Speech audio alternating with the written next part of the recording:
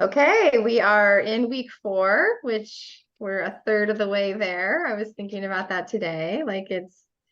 I feel like every week is a different take, and I know that they didn't do them necessarily in order except for maybe the first and the last one, but I do feel like they kind of build on one another.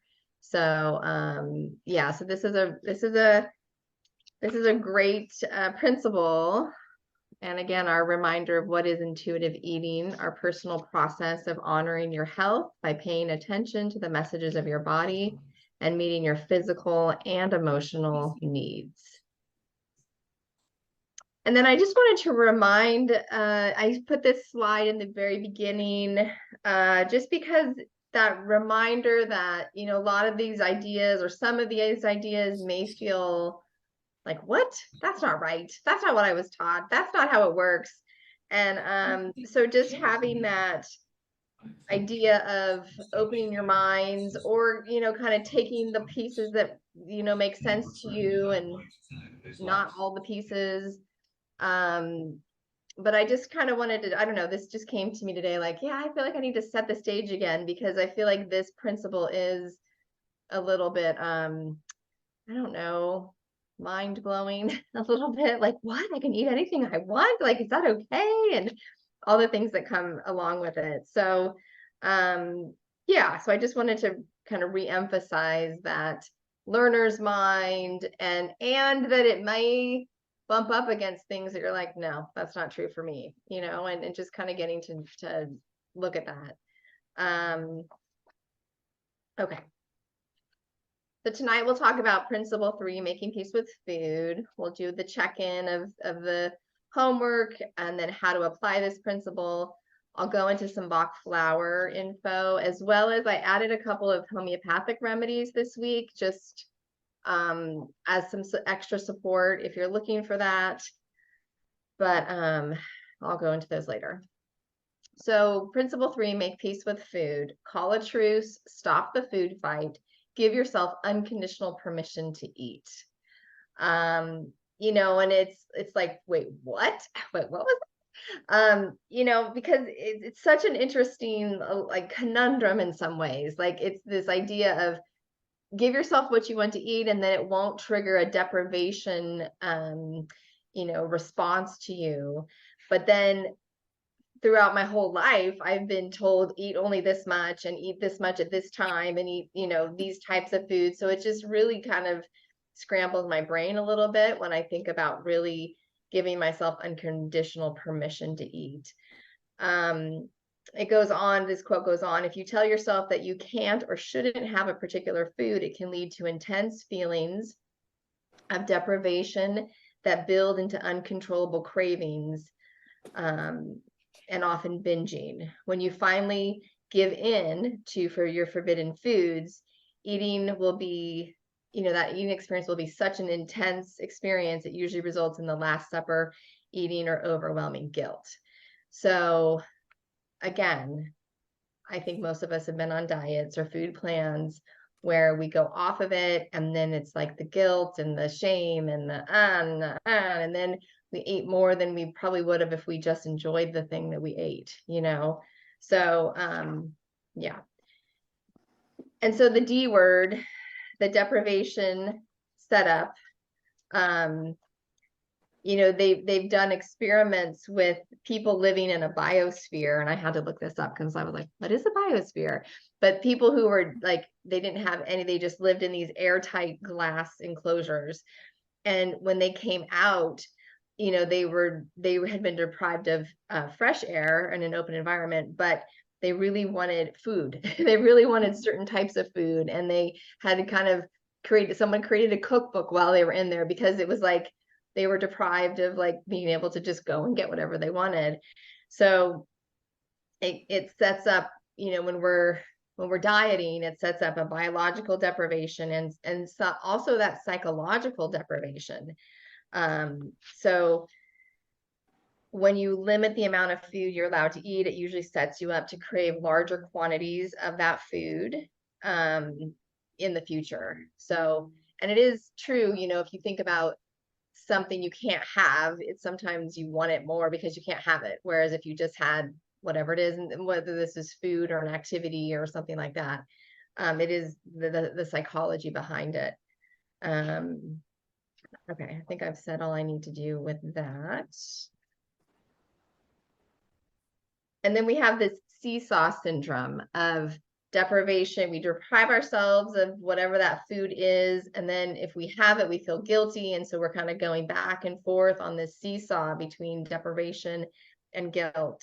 So, eating these illegal foods, makes us feel guilty. And then as our guilt increases, so does the amount of food we eat. And so the more deprived you are from dieting, the greater kind of that deprivation backlash. So that seesaw is just kind of going back and forth, and what goes up must come down. So ideally we'd be in an even line. We wouldn't be up or down. We'd be just in the middle.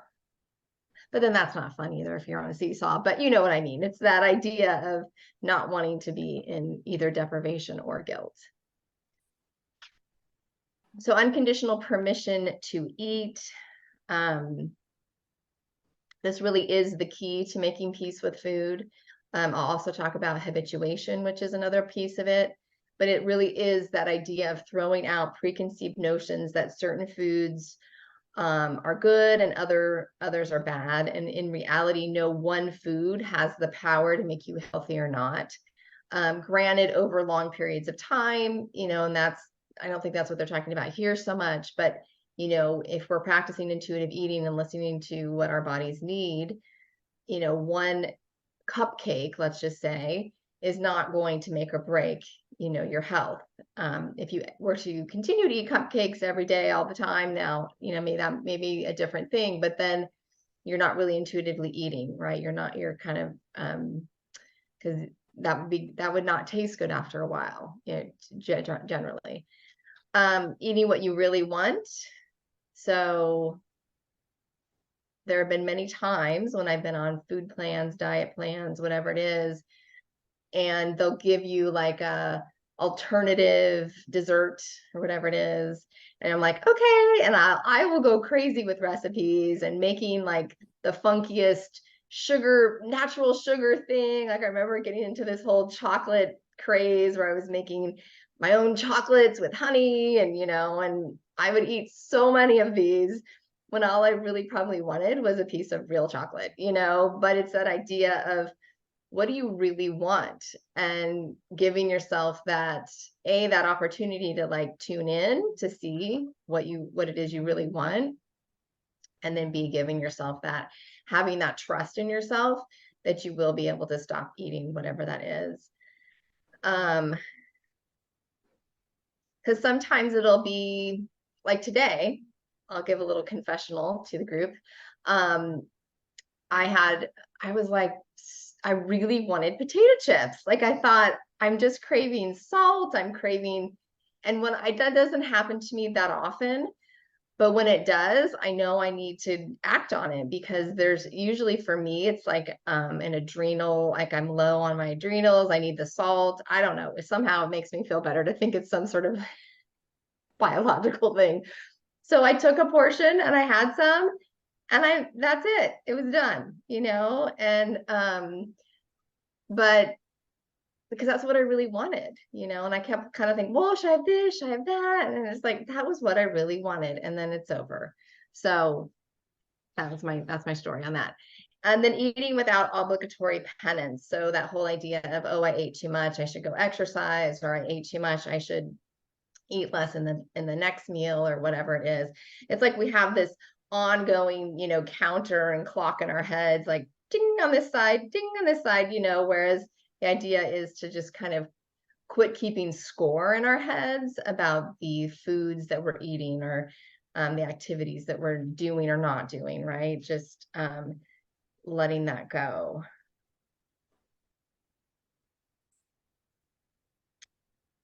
And it's also that idea of, and it does feel a little counterintuitive. I was talking to someone about it today. It's, if we could think of it like, if you were to not set yourself up for deprivation in the future, you will probably eat less by having that thing than if you deprive yourself and eat 12 of them, in a week, or 12 of whatever in a week later. And I think it's kinder to our bodies, and it's also kinder, to our psyche, if we're able to,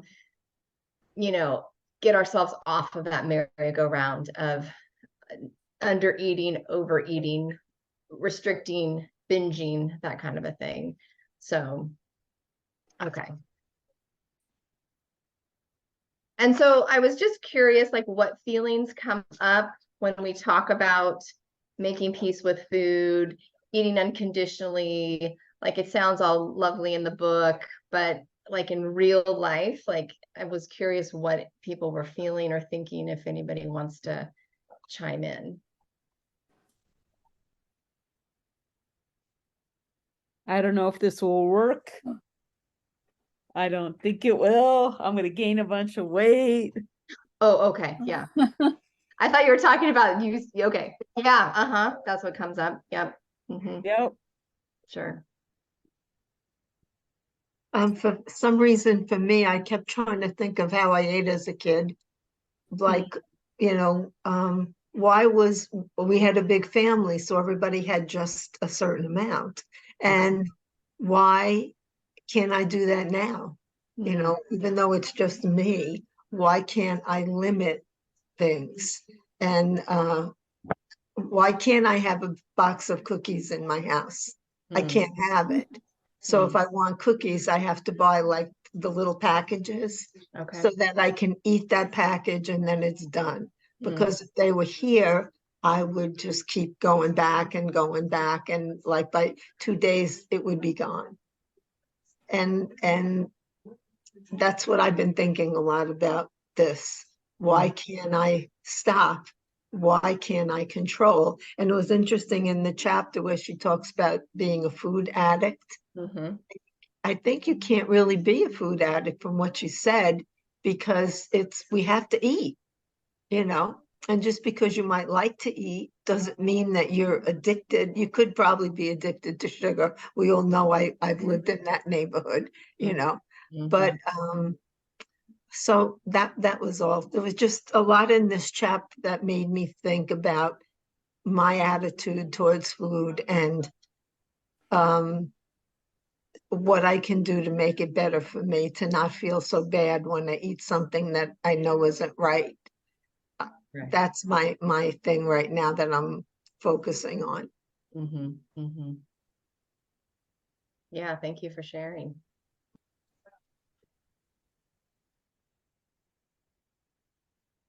Okay, so this is the check-in piece about any of the work that we did last time. I'm going to talk a little bit about some of the content that was in the book, the workbook, this anticipation of food restriction, a study of chocolate lovers. You guys may have read this, but when the chocolate restriction was imposed for 3 weeks, it triggered an increase in their chocolate consumption before and after the restriction period. And then consequently, restrained eaters, which I thought was such an interesting word, restrained eaters, do not really end up eating less food overall. Researchers suggest that a high restraint eating score, meaning a high degree of restrained eating, seems to more accurately reflect eating related guilt rather than actual food consumed. So that kind of, we're setting ourselves up by restricting or restraining ourselves to overeat in another meal or at another time. Then the forbidden fruit phenomenon, with kids, they found that the more restrictive parents were about what a child ate, the more it kind of created that rebound effect of like, ooh, this is off limits, ooh, I want that more because that's the thing I can't have. And it also showed that the kids were more disconnected with their bodies. And then this led to eating in the absence of hunger and also overeating, again, making that thing, this forbidden item. It showed that the child is more likely to grow up with an increased risk of emotional eating and a higher BMI, especially for women. So yeah, I think this kind of, I mean, this has been my experience.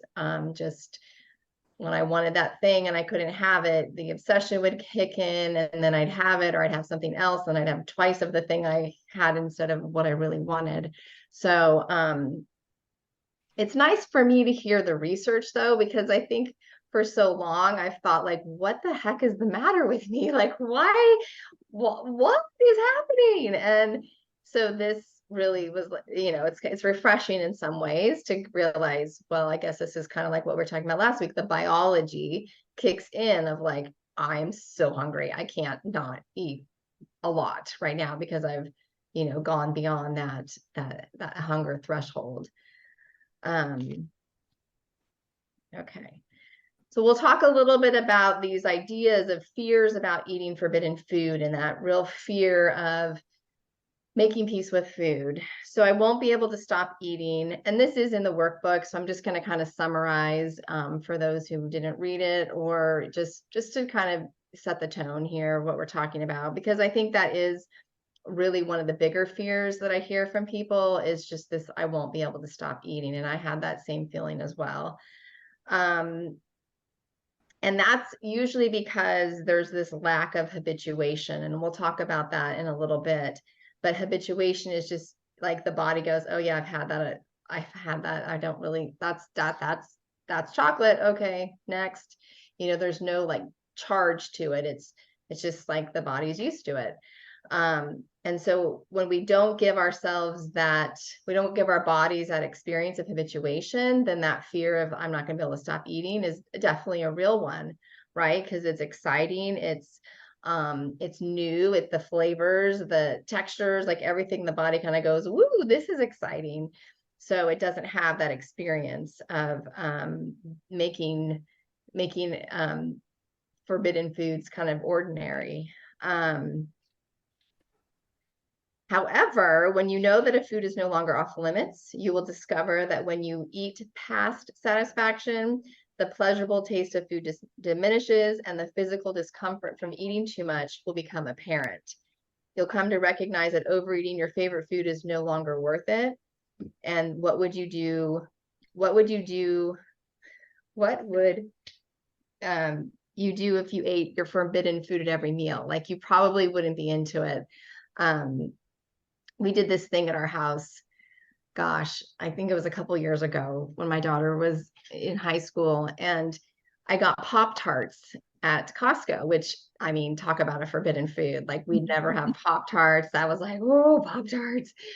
And my daughter, you know, was in recovery for anorexia. And so I was just like, whatever you want, I'll get whatever you want. And so we'd have these Pop-Tarts. And when I first brought them in, everybody was so excited about the Pop-Tarts. And I think I maybe had one once just because I hadn't had one in so long. But like now I was looking through my cupboard, I've got these bleeping Pop-Tarts that no one wants to eat anymore, you know, because it's like lost the lure, it's lost the excitement because they know I've got a Costco supply of Pop-Tarts. And so I don't know, it's just one of those things. I mean, I don't know, that's a great example of a food for you, but just if I could eat it every day, I usually get sick of it, you know. I will say it can take a while though. But it does happen. It does happen. So I tried it before and it didn't work. So the question here would be, you may have behaviorally tried it or said, I'm going to allow myself to eat everything, but still had maybe some conditions on like, well, but I won't have this, or I'll have this, and then I'll run a mile or 10 miles or whatever it is. So it's really getting honest with yourself. You've tried it before, but did you really let yourself unconditionally have what you wanted to eat without any sort of like, you know, having to make up for calories or choices like something like that.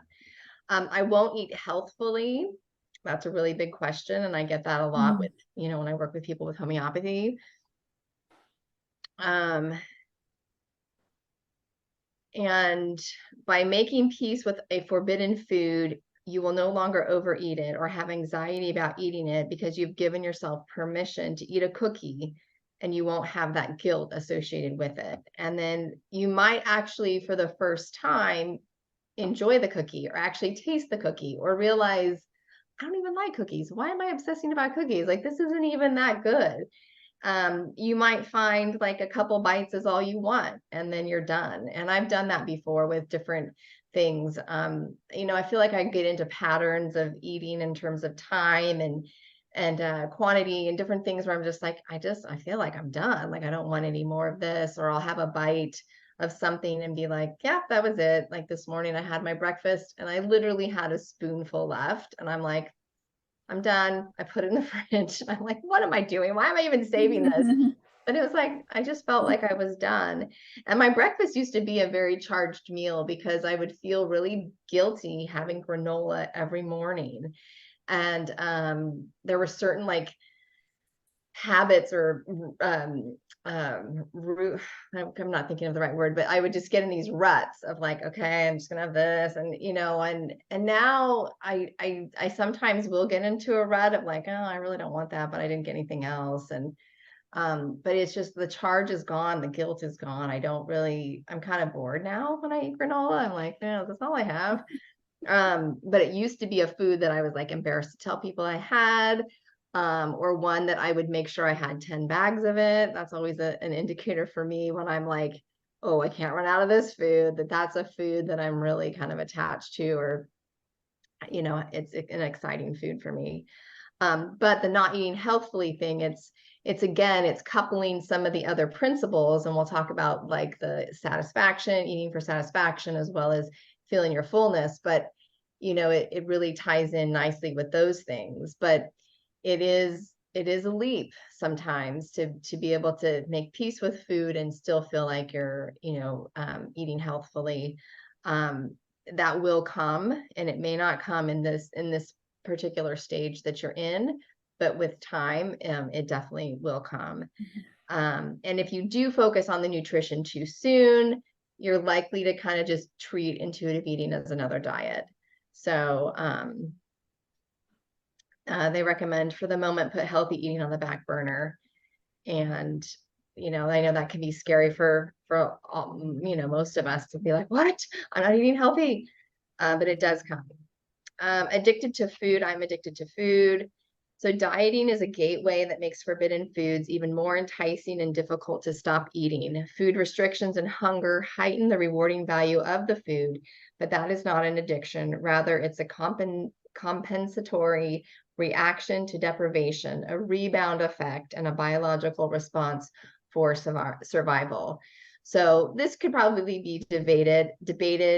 There's different beliefs and thoughts around this, but this is one idea around food addiction. And I think for me, it makes sense. Like I was saying, it was nice to see some of the research, because it was like, oh, I see why I was so obsessed. If you remember that Minnesota starvation experiment, and those men sort of getting obsessed with food and looking at cookbooks, and it's like, oh yeah, like all the food plans and the different things I was on really probably were not enough calories, and it made me obsessed about food. And then when I did have something emotional happen, or even just like put myself in a situation, like a birthday party, it just was too hard to not want to overeat. And so so this is an interesting way of thinking about food addiction. I don't trust myself around food. So keep in mind that dieting undermines the self-trust and the connection with your body. It is the diet that has failed you and has perpetuated that feast or famine mentality. Trust takes time and to cultivate. So over time, as you honor your hunger, and also take care of those other basic, I know we did the self-care assessment last week. Really looking at how well we're taking care of ourselves can help in building, that trust as well, when we're having food having food because we're hungry, not because we're bored or need a social life or whatever it is, using food, to keep us going. And that's not to say we can't, enjoy our food, but I think you know what I mean. Your body has survived a nutritional trauma, and your cells need to know that they will be fed and taken care of with repetition and consistency. So I thought that was a really strong statement about nutritional trauma. And that will take trust and time, and probably a lot of self-compassion as well, as we're learning to like, whoa, can I have this food without wanting the whole box? Because that's the thing about the stages. They're not, it's not, oh, awareness, I'm an intuitive eater. It's awareness. And I didn't put up the stage slide today, but there are some little like uphills and downhills in the stages as you become an intuitive eater. Others will criticize my choices. So this is a definitely one, especially if those around us have watched us go, either our sizes change, or I'm on this food plan now, or I'm eating this way now, or, everyone has an opinion on our food, on our bodies, and a lot of people like to talk about that or share about that, but really it is an inner journey. I understand though that is part of it, that people that may comment, and it might be helpful to have some sort of just a quick statement for yourself, so that if someone does comment, oh wow, you're eating brownies now, I didn't know brownies were on your diet, or whatever people might say, maybe just having a quick like, oh, I don't see food, I'm not looking at, I'm enjoying my food now, or I don't know, just something that you could say for yourself that would give you comfort. I mean, it's really not anybody's business, but people will probably, some people do like to comment. So having something for yourself to be able to say may feel good. I need to lose weight first. And I had someone that I worked with who was like, I love all this intuitive eating thing. I love it. I'm just going to lose some weight first, and then I'll come back and see you. And then I totally want to be an intuitive eater. And I'm like, okay, but I don't know if it works that way, but you can come back and see me. But so that idea that once I get the weight off, then I'll start intuitively eating really, plays with that diet mentality, where the focus is on weight loss. And that really isn't going to be helpful in the long run for getting to know what my body needs in any particular moment. And remember, with the intuitive eating, it's about healing our relationship with our food, our bodies, our minds. It's not about the weight loss. And if we are just focused on the weight loss, you may need to go back to principle 1 and look at some of the beliefs around it, or, yeah, there may be even remedies that can help with that, in terms of just kind of helping to let go of that need to lose the weight. And yeah, so I'll say that there. And then habituation. I talked about this a little bit, but that forbidden food, the excitement of it, the novelty of it, those things can't, when we're dieting, it's hard for food to become boring. I mean, the boring food is boring, right? Chicken and cottage cheese or whatever, we get sick of those things. But if you repeatedly expose yourself to the same stimulus, whether it's, a car or the same activities or foods, that novelty wears off. So, okay, it's 6 o'clock. So, you think about when you're like in a new relationship, and, the person says, oh, I love you. And you're like, oh, I love you, and then like a year later, even 3 months later, they say it again. You're like, oh, okay, yeah, I know that, so it's like, it changes the feeling, right? It's not that, oh my gosh, it's kind of like, yeah, okay, I know. So we get habituated to that person loving us, right? So it's kind of like that same thing where leftovers aren't as appealing. You kind of go, oh, it was good at the restaurant, but I don't really want that anymore. But I think, and we'll talk about this a little bit, with how to get into a habituation state with certain foods. I'll share about that in a second. Yeah, and so I didn't know if anybody wants to share about, Yeah, any thoughts from page 74 is what I have in my notes, or anything else? This was my question. Are you ready to make peace with food? 74 is a table of yes and no.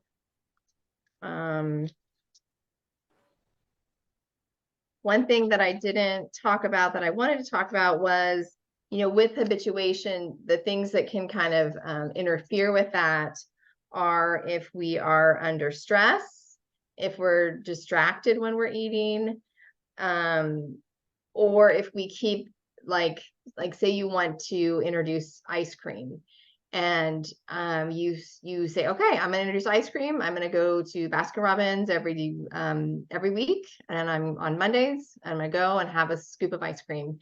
And so Monday comes and you have a scoop of Rocky Road, and you're like, hey, I loved that. That was great. I had it. It was over. Tuesday came. I didn't really think about the ice cream, but I thought about next Monday. So next Monday comes around and you're like, now I'm going to have mint chip.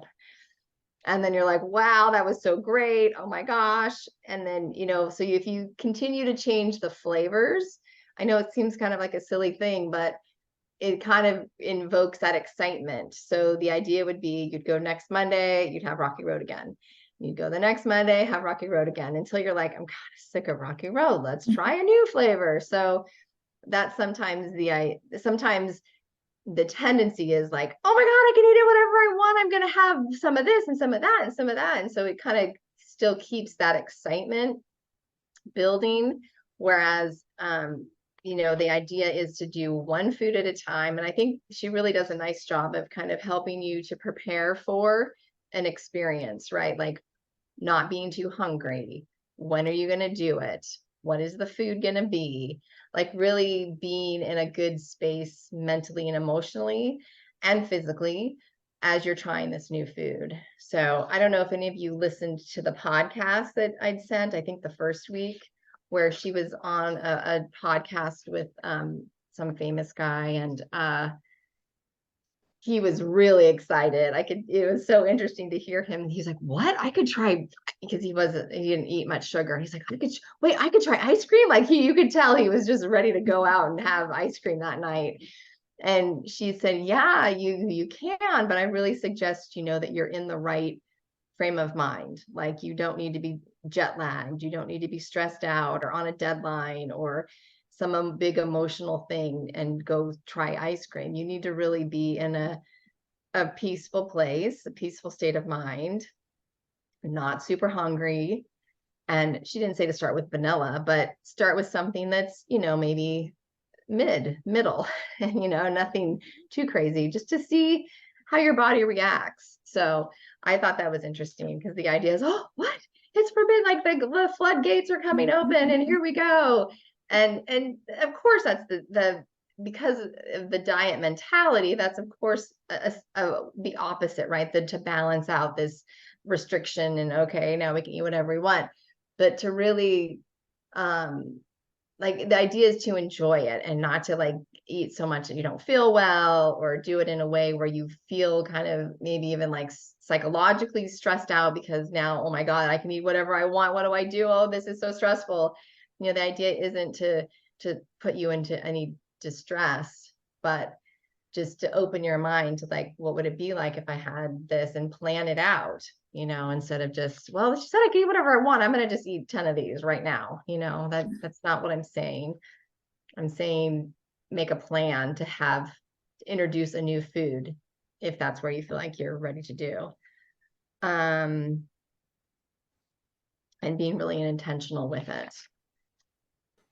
Okay. I'm going to go through these and then I'll stop and see if you guys have anything you want to add.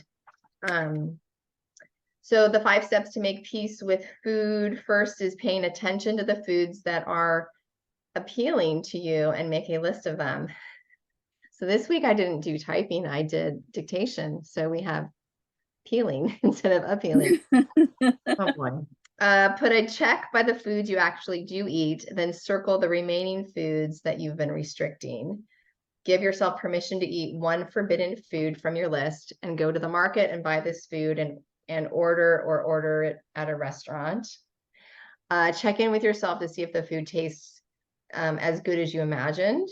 If you find that you really like it, continue to give yourself permission to buy or order it. And then make sure that you keep enough of the food in your kitchen so that you know that it will be there if you want it. And if you're not comfortable with that, you can always just, having it in your house. You can just always give yourself, permission to go have it whenever you want it. So those are some ideas.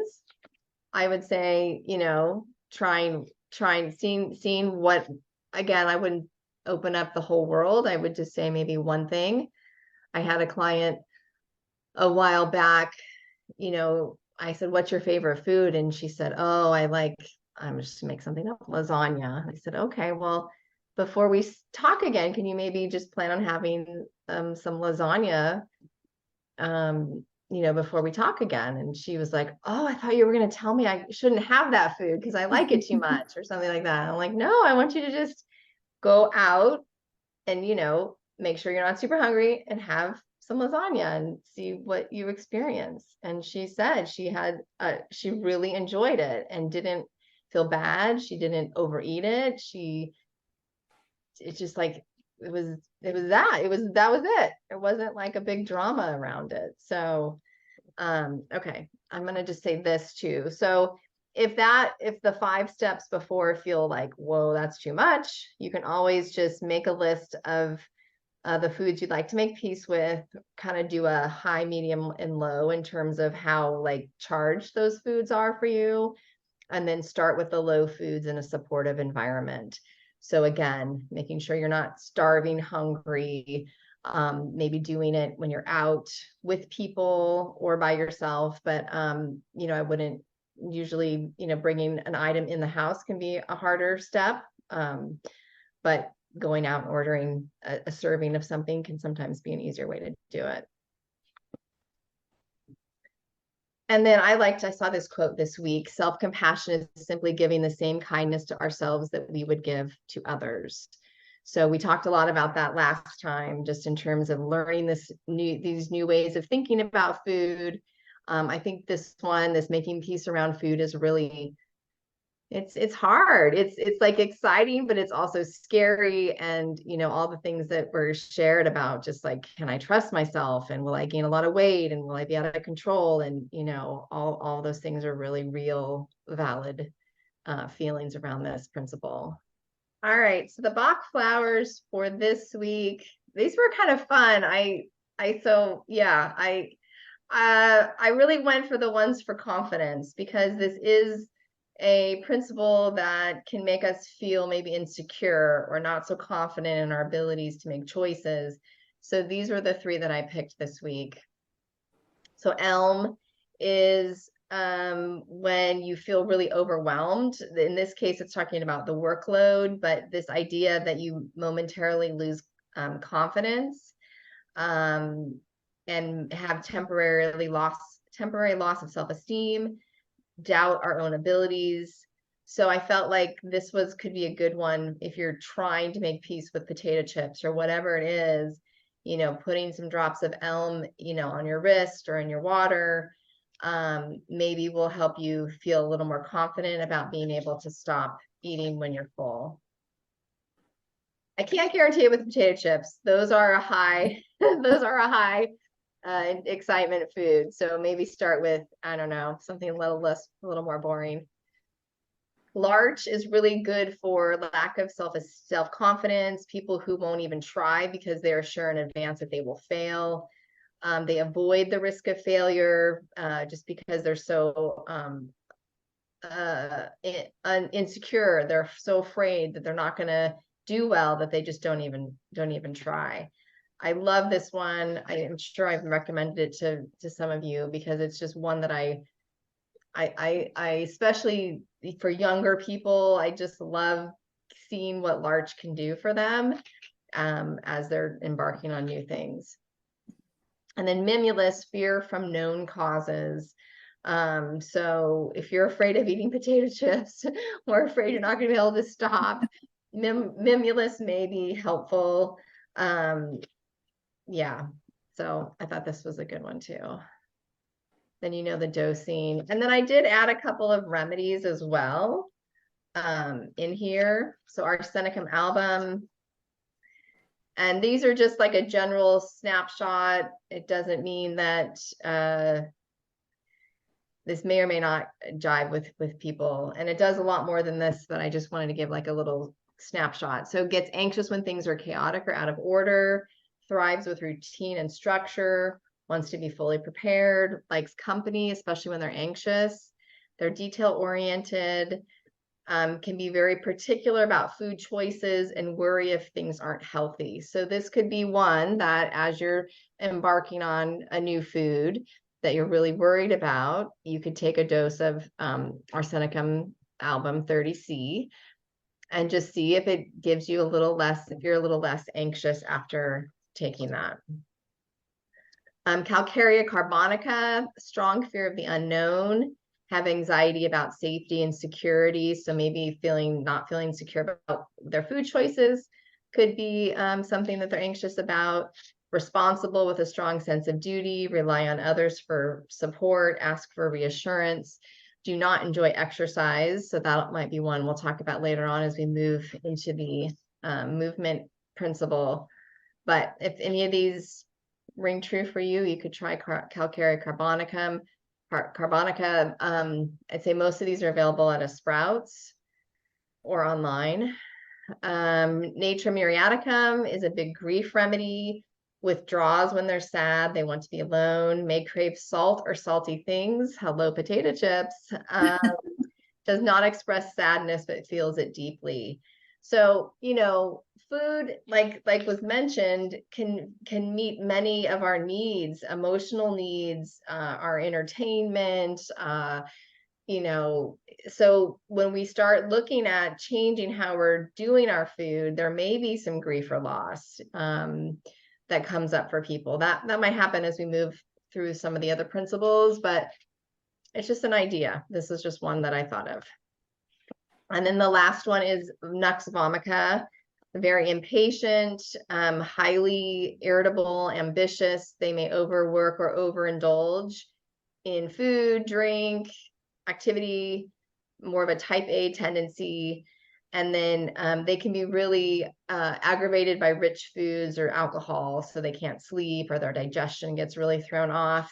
This is a great remedy for kind of a, yeah, when you've overeaten, really, this is a good one. Or any sort of over, you know, if you have chemical sensitivities or things like that, it's a really good remedy to just kind of help support the body. I don't want to so much say detox, but it does kind of help to support the body if, you know, if they've made errors in your diet. Or sometimes I'll give it to people if they've had lots of medication and they're just not quite, you know, back to their normal selves. It's a really good one. And okay, so then for chapter 4 next week, page 82 is where we're going to be talking about challenging the food police. So evaluating your belief system around food and your body, which, you know, we've talked a lot about food. I don't think we've talked too much about body and body image, but we'll start talking about that a little bit. And then how to challenge and reframe your thoughts. She talks about the idea of getting curious versus critical. And also that idea of there's this for the most part, which I really like, you know, for the most part, I eat, you know, fruits and veggies and whatever it is, you know, or for the most part, it's just like a soft way of saying that I do this most of the time. And other times I have potato chips, you know, so I like that phrasing. And also you look at food rules. So it's a fun one. It's another fun chapter. If you have questions in between, let me know. And I think that's all I have for tonight.